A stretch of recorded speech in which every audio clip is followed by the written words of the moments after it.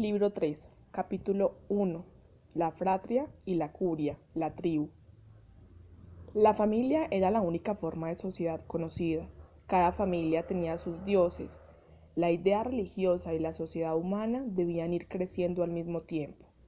La religión doméstica prohibía a dos familias mezclarse o fundirse en una, a no ser de que se unieran por otra celebración de otro culto. De esto surge que cierto número de familias formaran un grupo de lengua llamado fratria y la latina curia. Estos hicieron un altar, instituyeron un culto, así no habría ni curia ni fratria sin altar ni Dios protector. Este nuevo grupo también tenía actos religiosos igual que los de la familia. Consistían básicamente en una comida hecha en común, preparada en el mismo altar. Mientras comían, recitaban algunas preces y la divinidad siempre estaba presente. Habían mesas de madera, vajillas de barro, los alimentos eran panes y tortas de harina. Para formar parte de una fratria, se debía ser hijo legítimo de matrimonio de una de las familias que la componían. La religión de la fratria, como de la familia, no se transmitía sino a través de la sangre. Para esto, el padre era el encargado de presentar a su hijo y lo juraba. Para la admisión de este nuevo integrante, la fratria inmolaba una víctima de su carne, era cocida en el altar. Si se rehusaban a admitir al recién llegado o se dudaba de su legitimidad, quitaban la carne del altar, pero si se dejaba en cocción, la partían con el nuevo integrante y así éste quedaba admitido. ¿Esto qué explica? Pues bien, para los antiguos el hecho de preparar todo alimento en el altar y repartirlo entre muchas personas establecía un lazo y una unión santa que no cesaba sino con la muerte. Cada fratria o curia tenía un jefe que era llamado curión o fratriarca. La principal función de esta persona era presidir los sacrificios. La fratria tenía asambleas, tribunal y también tenían la facultad de dictar decretos. Y así como en las familias había sacerdocio, justicia y gobierno. Esta asociación continuó creciendo, agrupándose en muchas fratrias y curias, formando así una tribu. Estos ya tenían un jefe llamado tribunos. También tenían su festividad anual, su dios, que era un hombre divinizado o un héroe. Es decir que la patria era la unión de varias familias y las curias la unión de varias tribus. Capítulo 2. Nuevas creencias religiosas. Antes de pasar al nacimiento de las ciudades, es preciso mencionar la vida de las antiguas poblaciones. En ellos encontramos una religión que tenía por objeto sus antepasados. Lo principal para ellos siempre era el hogar, y esto fue lo que constituyó la familia y estableció las primeras leyes. Ellos también tuvieron otra religión, donde cabe mencionar a sus principales figuras, que fueron Zeus, Hera, Atenea, entre otros dioses. De estas dos religiones, la primera, tomada de dioses del alma, y la segunda, de la naturaleza física. Capítulo 3. Formase la ciudad. La tribu, así como la familia y la fratria, estaban constituidas para ser un cuerpo independiente, puesto que tenían un culto especial en el que excluía a todos los extraños. Una vez formada, no podía admitirse en ella una nueva familia, ni tampoco que dos tribus podían fundirse en una. Capítulo 4. La población.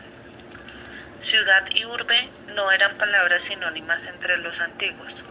ya que ciudad era la asociación política y religiosa de las familias y las tribus, y la urbe era el lugar en donde se reunían, el domicilio y sobre todo el santuario de esta asociación.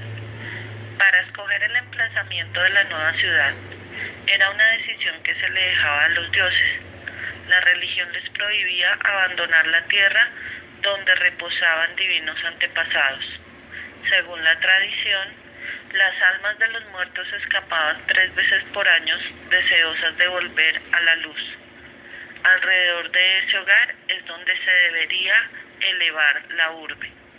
Cuando ellos querían fundar la ciudad, consultaban al oráculo de Delfos. Una urbe significa el pensamiento de los antiguos. Era un santuario que los dioses habían erigido. Las ciudades se construían para ser eternas. Capítulo 5. El culto del fundador. La leyenda de Eneas. El fundador era el hombre que realizaba el acto religioso. Sin él no podía existir una ciudad. Se adoraba a Rómulo, quien tenía templo y sacerdocio. Los senadores lo degollaron, pero no le privaron el derecho al culto por ser fundador. Este acontecimiento se recordaba cada año en ceremonias sagradas y se crearon un gran número de poemas griegos que tenían motivo en la fundación de una ciudad. Capítulo 6. Los dioses de la ciudad. Antiguamente, lo que constituía un nexo entre las sociedades era el culto. Este altar estaba situado en un recinto de un edificio que lo llamaban Pritáneo. Los romanos siempre creían que el destino de la ciudad estaba asociado al hogar que representaba a sus dioses. El culto del hogar doméstico era secreto y solo la familia tenía derecho a tomar parte en él. El culto del hogar público se ocultaba a los extranjeros. Los tebanos ofrecieron sacrificios durante 10 siglos a Eteocles y a Polinice. Asimismo, se tenían otros dioses como Júpiter, Juno y Minerva. La ciudad, que poseía como propia una divinidad, no quería que protegiese a los extranjeros, ni permitían que fuesen adorados los dioses por ellos. Los antiguos nunca representaron a Dios como un ser único que ejerce su acción sobre el universo. Cada ciudad tenía sus sacerdotes. En general, el hombre solo conocía a los dioses de su ciudad y solo a ellos honraba y respetaba. Cada ciudad esperaba su salud de los dioses. Se les invocaba en el peligro. Si una ciudad era vencida, se creía que sus dioses también eran vencidos con ella.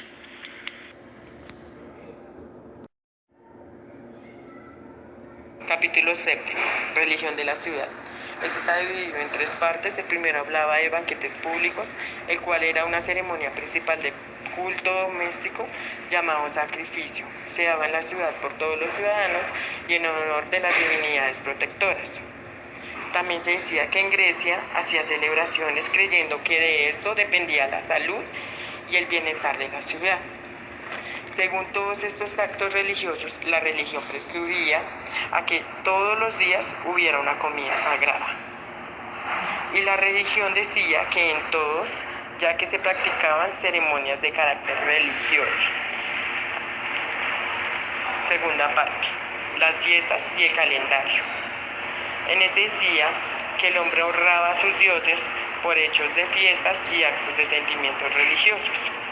También decía que cada población se fundaba bajo los suscritos nacionales para fijar recinto a sus mismos dioses. Y decía que las características de las fiestas religiosas era la prohibición del trabajo, la obligación de estar alegre, los cantos y los juegos públicos. El calendario. El calendario era para uso de las listas religiosas y por esta razón lo redactaban los sacerdotes. El calendario, por decirse, daba a las leyes misteriosas de la religión que solo conocían los sacerdotes. Es decir, el pueblo no tenía conocimiento de las misteriosas leyes de la religión. El censo hablaba de que tenía una de las ceremonias más importantes de la religión, la cual se llamaba purificación. Se celebraba todos los años en Atenas, cada 4 años en Roma.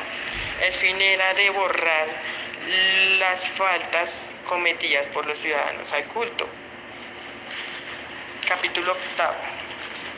El capítulo octavo hablaba de los rituales y los anales. Era en el cual los antiguos no era elevar la inteligencia a la concepción de lo absoluto. Aquella religión era un conjunto mal ligado de pequeñas creencias, la cual en los tiempos antiguos la palabra Dios no tenía tanto significado como hoy en día lo hay. Y los hombres muertos y los héroes reclamaban de él un culto material. Y los anales eran los documentos escritos y auténticos para la tradición oral, la cual se transmitía de boca en boca en la ciudad. Capítulo 9. Gobierno de la ciudad. El rey. Decía que estaba dividido en dos. El primero era autoridad religiosa del rey, la segunda era autoridad política del rey. El primero era en el cual se decía que las políticas de la ciudad nacía con ella misma el mismo día y cada quien las llevaba consigo por su germen en las creencias y en la religión de cada individuo. La autoridad política del rey era la cual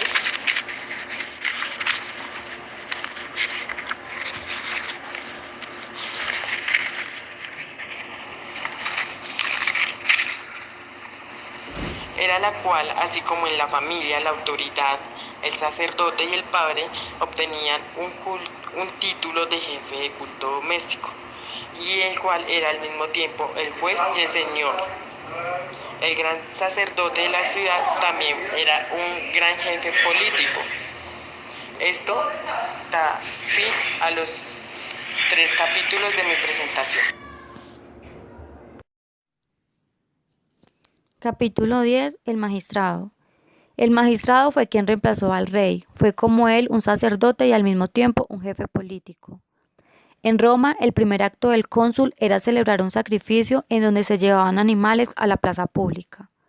Los ritos, la oración, la protección de los dioses y las demás magistraturas romanas fueron miembros continuamente discriminados del consulado. El carácter sacerdotal afectó al magistrado sobre todo en la manera como se elegía. La suerte no era para ellos el azar, la suerte era la revelación divina de la voluntad. La designación del cónsul no pertenecía a los hombres, la voluntad del pueblo no se tenía en cuenta si la designación no era directamente de los dioses. La única explicación que puede darse de estos usos, o más bien de estos ritos de la elección, es que todo el mundo creía sinceramente que la elección del magistrado no correspondía al pueblo, sino a los dioses, y de esta manera no se tenía en cuenta ni su carácter ni su inteligencia. Capítulo 11. La ley.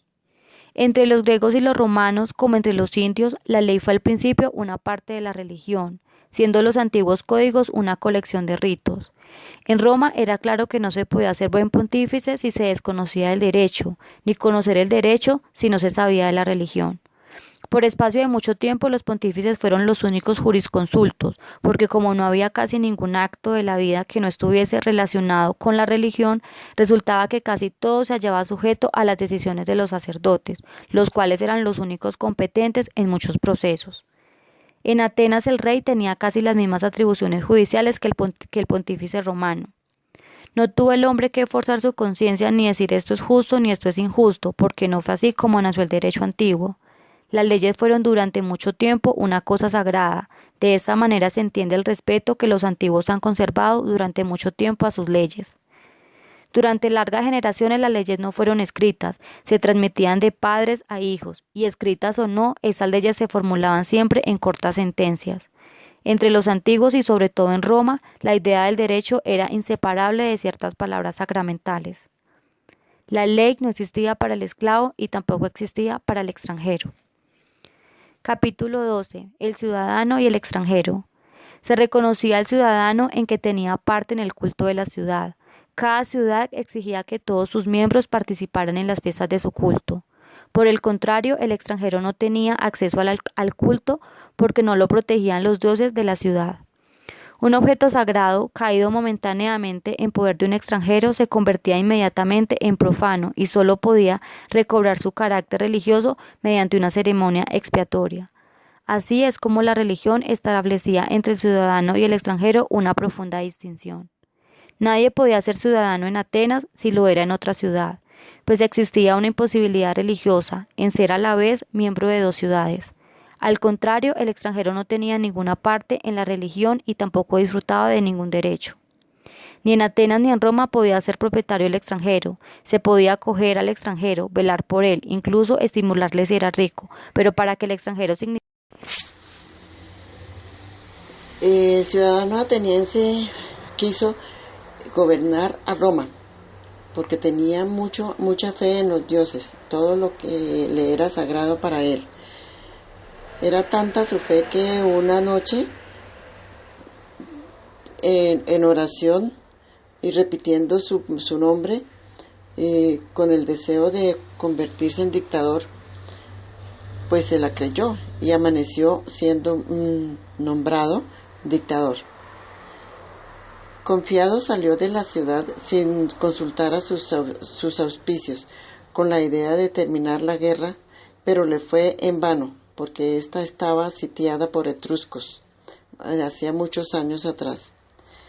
Esta estaba protegida porque los etruscos sí conocían los ritos para protegerla.